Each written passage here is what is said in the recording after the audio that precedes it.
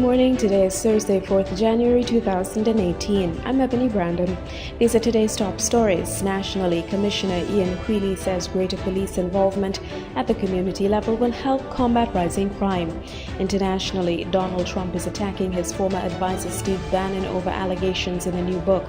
And in sport, New Zealand's cricket Catch a Million competition is being criticized as fans battle to catch sixes. We also have a look at the weather forecast and regional developments from Carib Update. Now for a look at the news developments in detail. Acknowledging that there is a deficiency in the police crime detection rate, Commissioner of Police Ian Quealy has indicated that the soon-to-be-announced 2018 police plan will include measures to improve the force's level of social involvement. Commissioner Quealy made mention of this on Wednesday while commending the officers stationed on Nevis for their community intervention efforts. Nevis, in particular, have been doing a very good job at the community engagement. As the divisional commander explained, that the part of their theme was community engagement. We want you to continue, because we believe that the involvement of the community goes a very long way in assisting us to curb the crime situation that we have. And so it's from that perspective that we would want you to continue. You would realize also later this month, I'm hoping, that the new policing plan that we will be rolling out would have more, I believe, a concentrated effort on social intervention programs and community engagement. And if we can build back that trust with the community, we will go a long way in helping us to be where we want to be in terms of crime fighting. The Commissioner's comment tied into an earlier acknowledgement during the Nevis leg of the police New Year service that while some gains had been made in 2017 in the police's crime-fighting efforts, particularly in respect of homicide, police crime detection is still an area requiring vast improvement. And although St. Kitts Nevis's crime rate and more specifically its homicide statistics may be trending downward, it's not been enough to prevent it being listed among the 10 most murderous countries in the world by Lifestyle magazine. In October last year, Lifestyle published an article in which St. Kitts and Nevis was ranked 9th among the top 10 countries in the world with the highest per capita murder rate. It was published in the article that the state has one of the highest homicide rates in the world. At least 33.6 people out of a possible 100,000 are murdered every year. The smallest state in the Americas is ranked 9th in terms of homicide rates.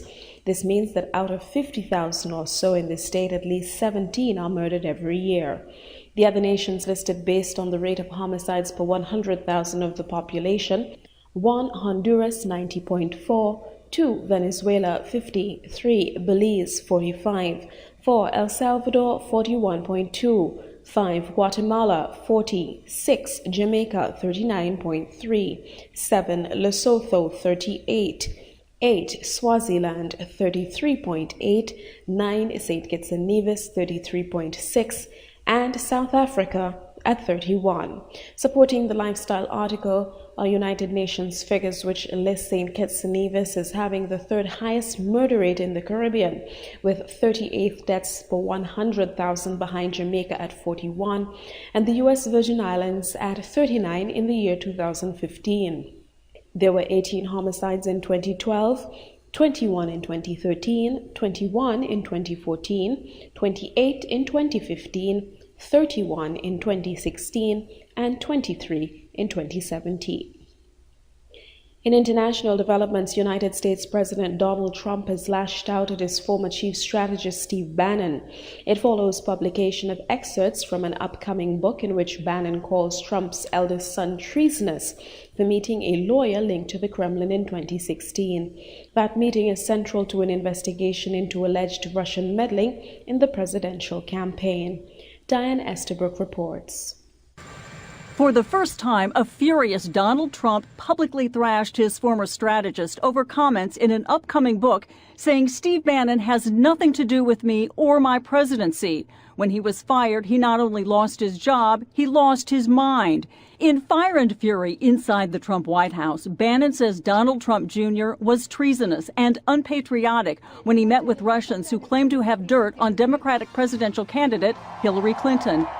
Press Secretary Sarah Sanders called the president's anger at Bannon justified. I would certainly think that going after the president's son in an absolutely outrageous and unprecedented way is probably not the best way to curry favor with anybody.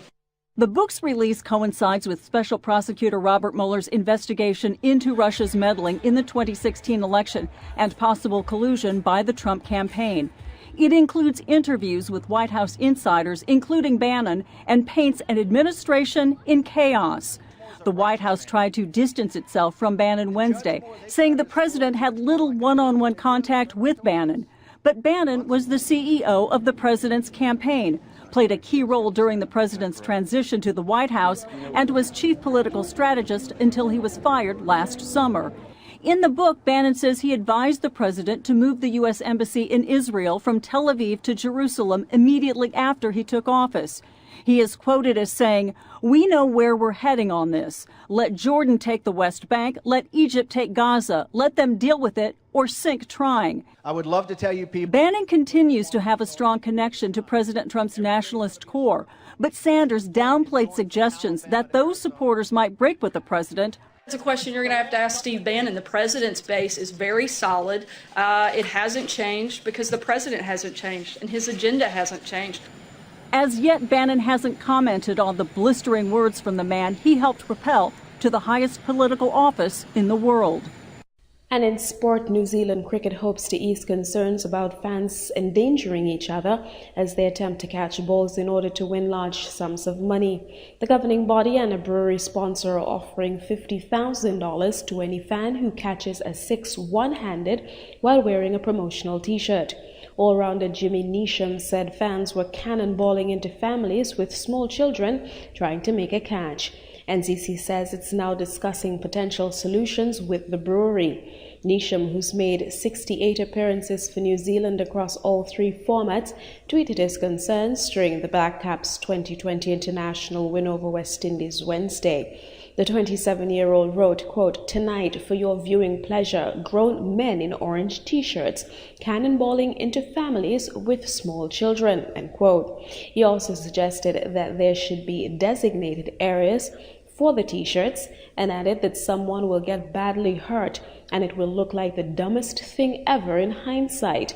The Catch a Million competition has recently run in South Africa and has done so twice before in New Zealand, notably during the 2015 World Cup, but has not been in place during the last two seasons.